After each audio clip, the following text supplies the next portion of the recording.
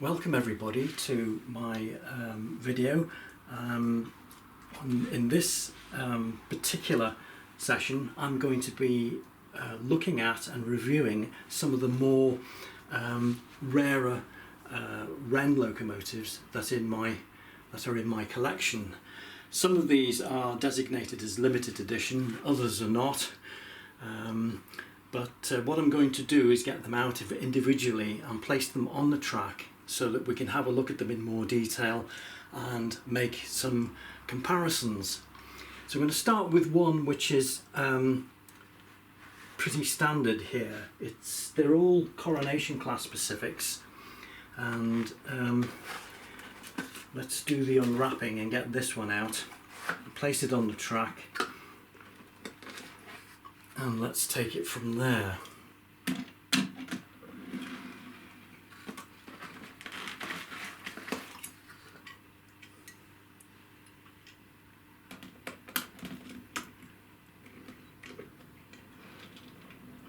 Hook up the tender. Can be a bit tricky sometimes on these locomotives because the drawbar is attracted to the magnet in the cab. So what I'm going to do is just push this back now so that we create some space to place the others.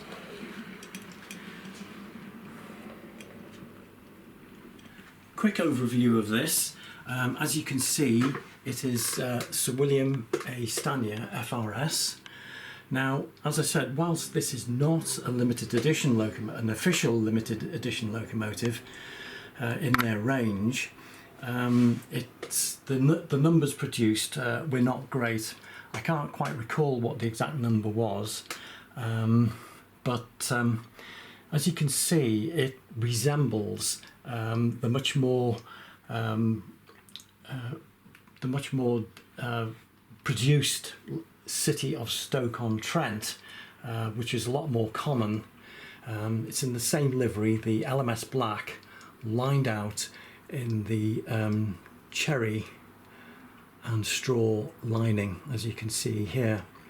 Now, the difference between those two locomotives is that the version that was named Sir William A. Stanier by Wren, the lining is a lot more distinctive, a bit sharper and a bit brighter than on City of Stoke-on-Trent. I also hasten to add that within the cab there is a backplate to the firebox, which enables the controls and things to be seen. But we'll look at that particular feature on the other ones which I'm going to show you. Now, apart from its the numbers produced of this version, this is pretty much standard for Wren in terms of its overall look and the chassis, the wheels, and the body and the motor.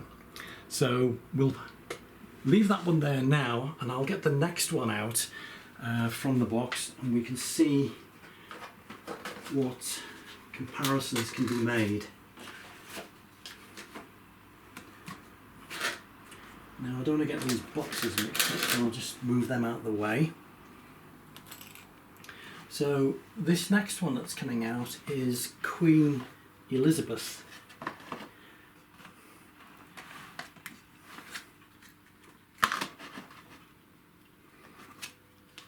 And you can see that this has got a strip in it with Wren Railways.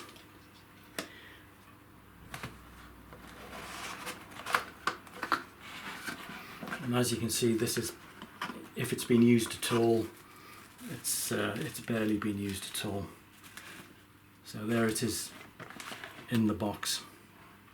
I'm a bit loath about the term mint boxed, because that should only refer to something which has still got the cellophane wrapper around the box. Anything that's been opened is not mint boxed, but this, I would imagine, comes pretty close to it. So I'll get the tender out first.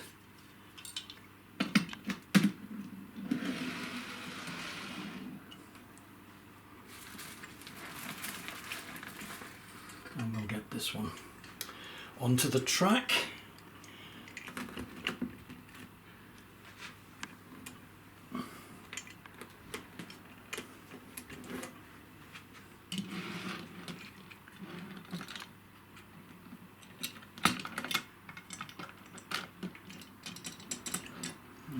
So we'll move this one back close to the other one.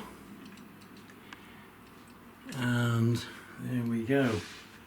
So, can anyone spot the differences? Should we go for the most obvious difference? This model has larger driving wheels fitted, and as you can see, that makes a considerable difference to the overall look of this locomotive. It immediately establishes a greater presence on the track, and it's one of those conundrums that begs the question, why didn't they do this for all of their locomotives, all their Coronation class? The wheels are still not 100% to scale. I believe they are the wheels that were featured on the Castle class, and I think they were the largest wheels which Hornby Dublo themselves produced for their 00 gauge locomotives, and it took Wren quite a while before they got round to thinking about putting them on the Coronation Class Pacifics. And I think they did it first of all for the streamline ones. Now those are particularly, they are very rare, and you're looking at a price of £1,000 plus for those. Needless to say, I didn't pay anything like that for this one, but I paid enough, I tell you that for nothing. Other features which are different on this one, the handrail is nickel silver. And if you look at the previous locomotive I put on the track, Sir William Stanier, this comes very much with a standard steel handrail. Slight problem with this, it gets tarnished, and it's one of the things I look for when I'm purchasing a Wren locomotive is to its overall appearance, to see if it's in very good condition. And one of the telltale signs is the tarnish on the handrail. As you can see, that's in good nick. This is less likely to tarnish, and if it does get tarnished, it's much easier to clean. This also has the backplate to the cab, and I'll show that with the other models that I have in this session. All the bright work is there. This is a beautiful model, absolutely stunning. Right, so that's that one, and move that across.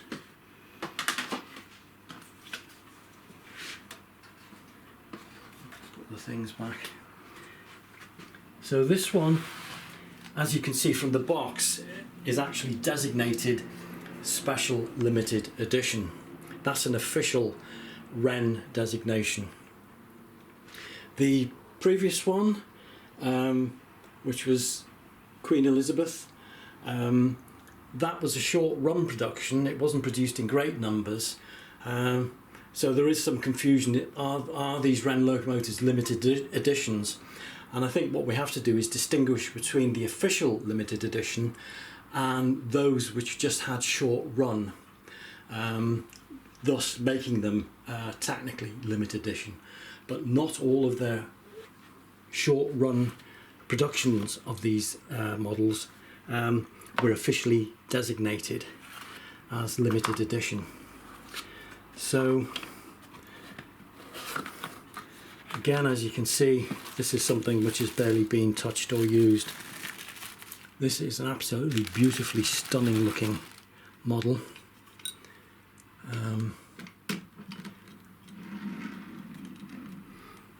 And I think you can see already from just the tender that we're looking at BR lined out black.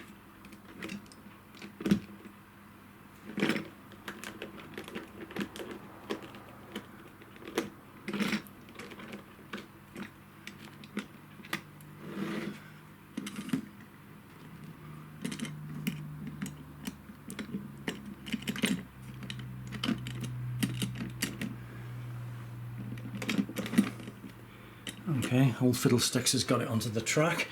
I'll push this back towards the others. and that one is City of Nottingham.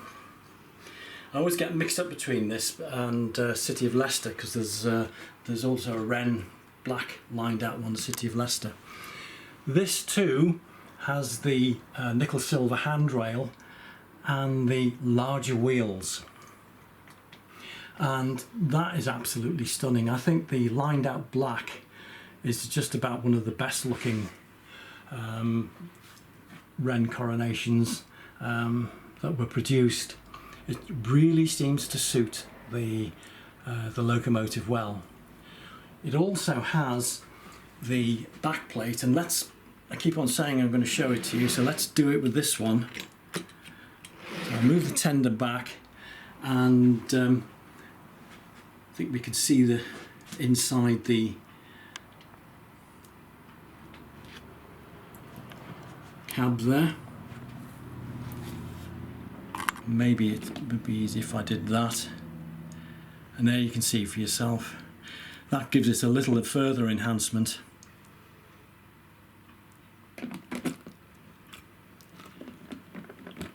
But the bigger wheels make a huge difference.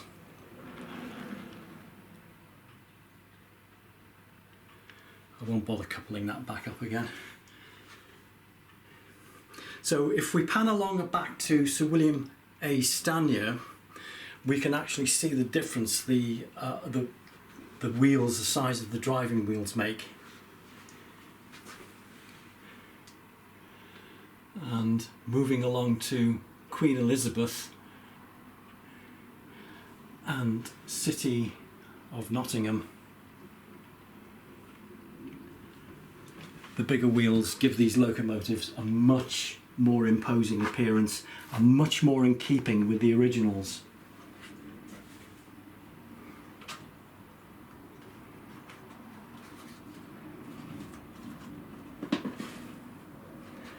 The last one that I've got to show in this session is Duchess of Athol. This too is a limited edition. So we've got the paperwork, we've got a display rail for this one. There's more paperwork in it. There's a certificate to designate it as being a limited edition. And there's a plinth, but I haven't got it in here because it won't fit in the box. I've got it somewhere else. There's a nameplate to go on the plinth. And this one is the best of all.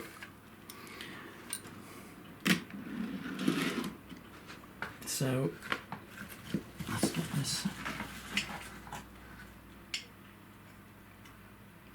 I don't like holding things in my right hand, it's not the best. So there we go.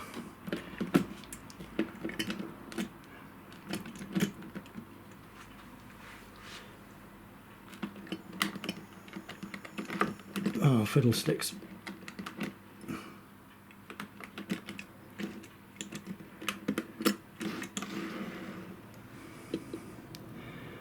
Okay, right.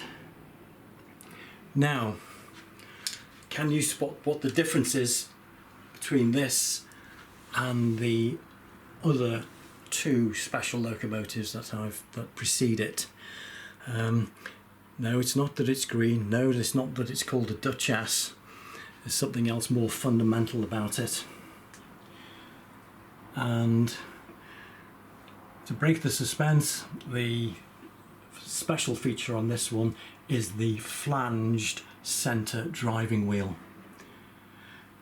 Now if we move back to City of Nottingham and Queen Elizabeth, you can see that the centre wheel is unflanged, and of course it makes it much easier to go around the corners. Now if we move back to Duchess of Athol,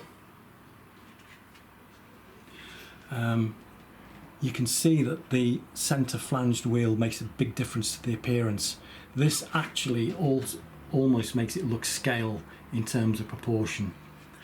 And this is a stunning model, and I only wish Wren would have extended it to all their Coronation Class locomotives. If we pan round here and look down the line to the end, you can just about make out the height of the first 3 locomotives and the fact that it's higher than the first one I put on the track, the one at the back at the tunnel end. I will get these out on running sessions for you to see them going around the track. Oh, the other thing I'll point out, which is unique to this locomotive, which you can't see, so if we pan along the side, it too has the back plate in the cab from the firebox. But the other thing which is not seen on this has a 5-pole motor, and I'll talk to you about that more when I put it out on a demo run with some tin plate coaches, I think. So there they are. These are all exclusive models. As you can see, they're in tip-top condition. All of the Wren locomotives I have are in really good condition, all of them. Some are slightly better than others, but, and I say it myself, these are the creme de la creme. They are really fabulous looking locomotives. Right, I'd be interested in your comments on these and what you think about them, so please let me know in the video below. What I'll quickly just go over now is the power controls that I use, because I think quite a lot of people are interested in these sorts of things, and I've not done it before. So what do I run my locomotives off? What do I run all my trains? Well, it's the good old Hamilton Morgan power controllers. And if we can get in a bit closer and see what the panel says. This is not the ever popular Duet. This is the Executive and Commander, and these are transistorized power controllers. They are a bit more refined than the rheostat resistance Duet and Clipper. Good as they are, but they have all of the H&M controllers of this era have the same one thing in common, is that they're bulletproof. They are built like tanks. There is nothing to go wrong on these. They are so well made and so reliable. Now the reason I use these is that the Wren locomotives, of which I have many, will not run on the more traditional, more up-to-date DC controllers. And on this side of the layout you can see that I have the Hornby H&M 2000s. Now these are good flexible controllers with a lot of good range on them, very smooth, but they will not power a Wren locomotive. They will power it for so long, but it closes down, it shuts down, it does not put enough amperage into the track. These controllers put milliamps into the track, and it is really of no great consequence of the fact that the old controller like the H&M that I've got, or the Duet, is putting a 1 or 1.5 amps into the track, because the motor will only draw what it needs. So it is not detrimental to the motors of the Chinese can motors that are in the current range of locomotives. The one things I can't run on them with the H&M Executive and Commander, or indeed the Duet and Clipper, are the ones that the Hornby models that come with the onboard chip. Now I've got one locomotive like that, and that will not run off these controllers. So it's perfectly fine off the Hornby H&M because we're putting milliamps into the track, and the onboard chip functions don't work, obviously, because I haven't got the controllers for those, but it will power the locomotive round. So I virtually don't use this anymore because I think I much prefer the H&M Hammond and Morgan Executive and Commander, which I say these are transistorized, so they're a bit more refined than the Duet. Okay, folks, I'm going to end it there. Let me know what you think about these, and yeah, I'll catch you again next time.